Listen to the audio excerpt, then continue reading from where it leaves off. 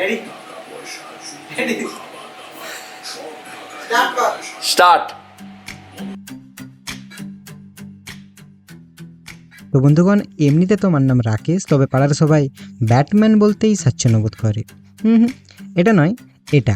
R according to me এটা খুবই স্বাভাবিক, কেননা একজন 20 বছর বয়সী কলেজ স্টুডেন্টকে স্বভাবত দেখা যায় ঘুরতে, আড্ডা দিতে, ল্যাদ খেতে, লুকিয়ে লুকিয়ে ফোন করতে, আর কখনো কখনো পড়তে।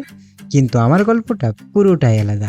সে হোক না কুয়াশাচ্ছন্ন শীতের সকাল, অথবা রৌদ্রদগ্ধ গ্রীষ্মের দুপুর, কিংবা কর্দমাক্ত বর্ষার বিকেল, পুরো সময়টাই কাটে আমার ব্যাট হাতে। আর এমন একজন ক্রিকেট পাগল ছেলেকে ব্যাটম্যান বলাটা অস্বাভাবিক কি? থামো থামো থামো, শুরু থেকে শুরু করা যাক। ওকে।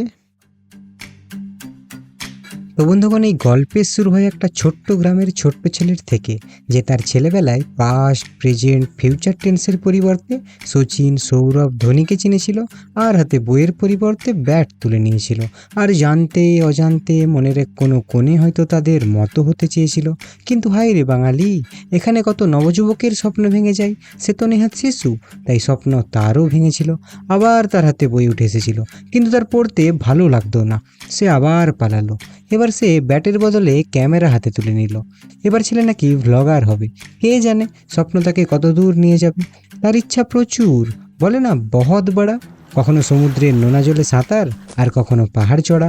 এছাড়া হঠাৎ গভীর অরণ্যে বাঘের গর্জন, আর মুগ্ধ করে দেওয়া ঝর্ণার বর্ষণ, আরও অনেক কিছু। তবে এত কিছু করার জন্য সব থেকে গুরুত্বপূর্ণ হলো